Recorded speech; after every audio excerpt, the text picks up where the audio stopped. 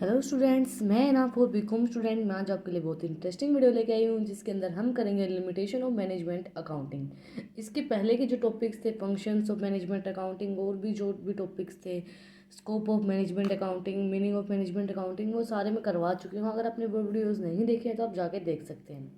ये है management accounting की यूनिट फर्स्ट, क्योंकि जो मैनेजमेंट अकाउंटिंग है वो बीकॉम के अंदर फिफ्थ सेम के अंदर आती है, बट अब की बार क्या है कि बिल्कुल न्यू सिलेबस दे दिया है। तो वो जो न्यूज़ पेपर्स है उसकी वीडियोस, उसके नोट्स मैं आपको अवेलेबल करवाऊंगी मेरे चैनल पे। अगर आपको और भी किसी सब्जेक्ट के नोट्स चाहिए जिनकी आपको बुक मार्केट के अंदर अवेलेबल नहीं होती है तो आप मुझे कमेंट सेक्शन में बता सकते हैं, मैं आपको ज़रूर अवेलेबल करवाऊंगी। अब है लिमिटेशन ऑफ मैनेजमेंट अकाउंटिंग। हम स्टार्ट करते हैं अपना topic. Comparatively a new discipline, मतलब कंपेरेटिवली एक न्यू डिसिप्लिन हो गया। Management accounting is of and recent organ and it is a comparatively a new discipline. Its principle and rules convention are still is eleven- elementary stage and they are being tried, shaped and reshaped। मतलब एक new discipline create कर दिया है management accounting ने। तो एक जैसे कि मैनेजमेंट करने का एक नया ही तरीका, न्यू डिसिप्लिन। तो वो उन जो पीछे की स्टेज थी उनको रूल्स और कन्वेंशंस को नहीं इवेलुएट कर पा रहे हैं वो लोग। तो ये इसकी लिमिटेशन हो गई। उसके बाद है wide applicability. One on one hand it is a new subject and the on the other it has a very wide applicability conversion, so many areas center problems non-monetary factors are also tied to qualified features itself is always quite uncertain and so on। जैसे मैंने आपको बताया था कि एक management accounting एक new topic है, तो इसकी ज़्यादा अब लोगों को नहीं पता मैनेजमेंट अकाउंटिंग क्या होती है, क्या ऐसी फीचर्स होती है, क्या इस मतलब क्या इसके अंदर हमें करना चाहिए, कैसे इसको मैनेजमेंट अकाउंटिंग वर्क करती है। तो कुछ भी नहीं पता, तो उनके पास कोई क्वालिफिकेशन नहीं है मैनेजमेंट अकाउंटिंग के रिगार्डिंग, तो इसकी फीचर्स के बारे में नहीं बताया। तो ये एक वाइड अप्लीकेबल है, मतलब हम इसको ये नहीं कर सकते कि यूज़ नहीं कर पा रहे हैं, उनको यूज़ करने का मतलब कैसे अप्लीकेबल होती है मैनेजमेंट अकाउंटिंग नहीं पता है उन लोगों को। तो वो एक प्रॉब्लम फेस करते हैं, लिमिटेशन हो गई इसकी। इसके बाद थर्ड पॉइंट है residence resistance to change। There is a always a resistance to change that this hold to true everywhere and for all times। Organizational setup is to be modified in management accounting to be introduced in enterprises। जो organisation setup है वो भी modified किया जाता है management accounting के अंदर और वो इंट्रोड्यूस किया जाता है। जो रेजिडेंशियल चेंज होता है एवरीवेयर, जो ऑल टाइम्स होता रहता है, वो इसके अंदर नहीं होता है।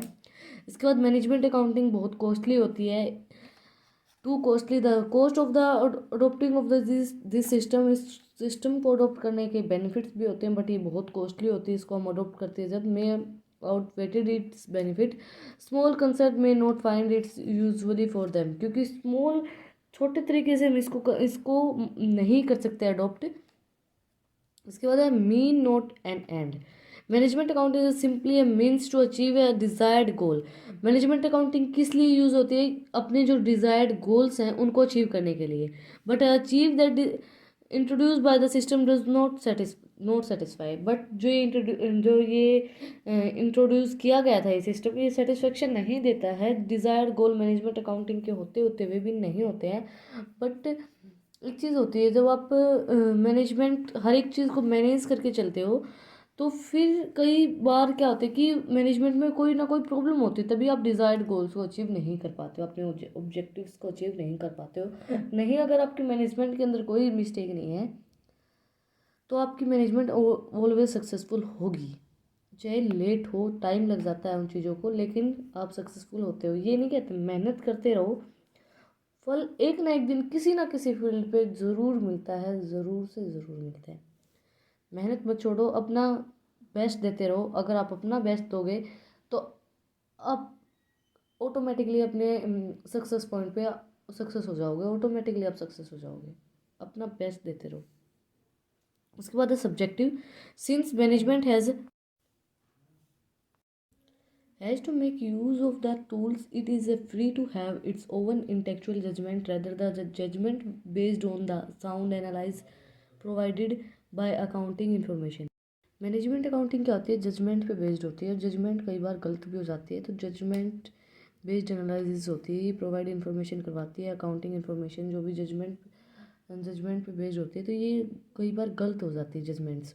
उसके बाद input limits, the financial accounting and cost accounting information, historical data are the primary feedback for the managerial accounting. जो मैनेजरियल अकाउंटिंग से जो डाटा इन्फॉर्मेशन होती है, हिस्टोरिकल डाटा, वो प्राइमरी फीडबैक देते हैं मैनेजरियल अकाउंटिंग का। तो वो इनपुट की एक लिमिट होती है, वो सिर्फ प्राइमरी फीडबैक देते हैं, वो सेकेंडरी फीडबैक या और भी जो फीडबैक्स होते हैं वो नहीं प्रोवाइड करवाते हैं।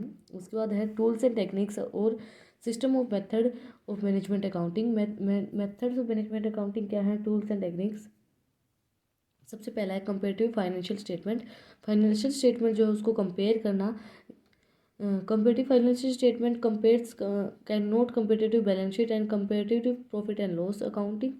हम उसको बैलेंस शीट और प्रॉफिट एंड लॉस को कंपेयर नहीं कर सकते, हम फाइनेंशियल स्टेटमेंट को कंपेयर कर सकते हैं, कंपेरेटिव फाइनेंशियल स्टेटमेंट। इसके बाद है common size financial statement. If it is a desire to compare the profitability and financial position of the two or more business, comparative financial statement में भी provides logical conclusion under such a situation. जब हम दो या दो से ज़्यादा कोई भी फाइनेंशियल पोजीशन के बारे में टू और मोर बिजनेस के कंपेयर करके देखते हैं, तो जो कंक्लूजन होता है वो लॉजिकली कंक्लूजन निकलता है। जब हम फाइनेंशियल और कोस्ट या फाइनेंशियल अकाउंटिंग या वो कोई भी बिजनेस है उसको कंपेयर करके देखेंगे तो एक लॉजिकली एक कंक्लूजन निकलेगा। उसके बाद trend analyse, when the numbers of the financial year is more having a comparative study of financial statement, trend analyse technique is widely used. जब हमारी जो फाइनेंशियल कंडीशन है कंपेरेटिव अच्छी नहीं चल रही है, तो जो हम उसको ट्रेंड को एनालाइज करके देख सकते हैं कि कौन सा ट्रेंड चल रहा है, जो कौन सा ट्रेंड वाइडली यूज है, क्या ट्रेंड में चल रहा है। जैसे अभी इंस्टाग्राम रील्स पे, वीडियोज़ पे बहुत से ट्रेंड चले हुए हैं, तो वो जो ट्रेंड चले हुए हैं, क्या ट्रेंड चल रहा है, उसको स्टडी करके, उसके एनालाइज करके, उसके उसके कंपेरेटिव हम अपनी फाइनेंशियल जो भी प्रोडक्ट है, जो भी हमें करना है लॉन्च, या कोई भी कंपेरेटिव स्टडी है, वो हम ट्रेंड्स के अकॉर्डिंग कर सकते हैं, क्या चीज़ें ट्रेंडिंग में चली हुई हैं। उसके बाद ratio analyse is help in assessing the efficiency of short term as well as long term stability of the concern. हमें रेशियो एनालाइज करने से पता चल जाता है कि हमारी कंपनी शॉर्ट टर्म चलेगी या लॉन्ग टर्म चलेगी। शॉर्ट टर्म एनालाइज कर सकते हैं हम, लॉन्ग टर्म एनालाइज सूटेबिलिटी कर सकते हैं कि देख सकते हैं कि हमारी कंपनी लंबे समय तक चलेगी, सुटेबल रहेगी, या शॉर्ट टर्म तक सुटेबल रहेगी। Cash flow statement. Cash flow statement is the statement in inflow and outflow of cash and cash equivalent of a business during a certain period। Cash flow statement क्या होता है, inflow and outflow of cash and cash equivalent. ये हमने cash flow statement 12th class के अंदर पूरी book थी, तो वो हमने पढ़ा है। कैश फ्लो स्टेटमेंट क्या होता है, cash inflow and outflow of cash and cash equivalent. फिर बजटरी कंट्रोल करके रखता है मैनेजमेंट अकाउंटिंग की बात हमने पहले ही पढ़ चुके हैं हम। Budgetary control is a technique under which proper decision is provided to various business activities to get desired result. Budgetary control क्या है, प्रॉपर डिसीजन दे देता है कि हमें अपना क्या कितना कंट्रोल में रखना है, कितने डिजायर्ड रिजल्ट हमारे आ रहे हैं, क्या हमें बिजनेस एक्टिविटीज़ करनी चाहिए, वो सब चीज़ें। उसके बाद standard costing is method of primary use of control the cost. Standard costing एक प्राइमरी मेथड होता है जो कंट्रोल करता है कॉस्ट को। In the method, cost are predetermined and then actual cost is computed। इसके अंदर क्या, इस मेथड के अंदर क्या होता है, जो कॉस्ट होती है वो प्री डिटरमाइंड होती है, पहले बता दी गई होती है, और जो एक्चुअल कॉस्ट होती है वो कंप्यूट की जाती है। इसके बाद marginal costing method. The method of marginal costing explains the magnitude of the change due to change in the level of production. Marginal costing method क्या होता है कि जो चेंज इन प्रोडक्शन लेवल जो होता है उसको मार्जिनल कॉस्टिंग बोलते हैं। मार्जिनल कॉस्टिंग इकोनॉमिक के अंदर मार्जिनल जो है वर्ड बहुत बार आया है 12th के अंदर। तो मार्जिनल क्या होता है, change in the level of production level के अंदर जो चेंज आता है उसको मार्जिनल कॉस्टिंग मेथड बोलते हैं। जो प्रोडक्शन के अंदर चेंज आ रहा है उसको बताता है, उस टेक्निक से हम पता चल जाता है। इसके बाद है decision accounting. An improvement work of management is decision taking involves choice from the various alerts. There may be decision about capital expenditure, whether to make or buy what price to be charge. Decision accounting से हमें पता चल जाता है कि हमें किस price पे हमें चार्ज करना है, क्या डिसीजन लेना है, कितने हमारे एक्सपेंडिचर हो रहे हैं, मैनेजमेंट कैसा वर्क कर रही है नहीं कर रही है, सब चीज़ों के बारे में डिसीजन अकाउंटिंग से हमें पता चल जाता है। उसके बाद responsibility accounting. Responsibility accounting is the improvement technique of the management accounting.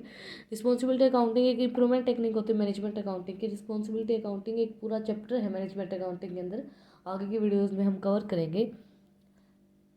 Under it is it person working at a various level of management who have a authority to do particular works are also charged with responsibility and accountability for that, so that the work may be completely well in the time by the responsibility accounting क्या होता है कि responsibility accounting type होता है management accounting का, जो क्या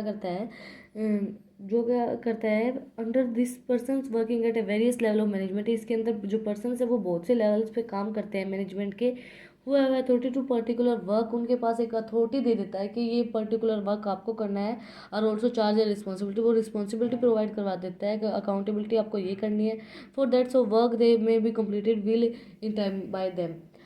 अगर हम ऐसे रिस्पॉन्सिबिलिटी दे देते हैं एक एक पर्सन को कि ये आपको काम करना है, ये आपको काम करना है, ये आपको काम करना है, हमने अलग अलग रिस्पॉन्सिबिलिटी प्रोवाइड करवा दी है कि ये चीज़ आपको लेके आनी, ये चीज़ आपको लेके आनी, ये चीज़ आपको लेके आनी, तो वो जो काम है वो टाइम टू टाइम हो जाता है, वो टाइम पे हो जाएगा वो काम। की वीडियो में हमने किया है लिमिटेशन ऑफ मैनेजमेंट अकाउंटिंग और टेक्निक्स ऑफ मैनेजमेंट अकाउंटिंग। ये एक बात और, ये जो पेन जो मैं लेती हूँ मेरे हाथ में, ये किसी भी पेन का कोई भी प्रमोशन नहीं है। ये मैं इसलिए लेती हूँ कि आपको मैं जहाँ से पढ़ा रही हूँ, जब मैं लाइन बोल रही हूँ उसका ये पता चल जाए कि ये पेन यहाँ से चल रहा है, तो मतलब ये पता चल जाए कि मैं यहाँ से पढ़ा रही हूँ। ये मैं कोई भी पेन्स का प्रमोशन नहीं करती हूँ, ये मैं मेरे हाथ में जो भी पेन आता है वो मैं ले आती हूँ इसलिए। और अगर आपको मेरी वीडियो पसंद है तो इस वीडियो को ज़्यादा से ज़्यादा लाइक करें और मेरे चैनल को सब्सक्राइब करें। Thank you for watching my video.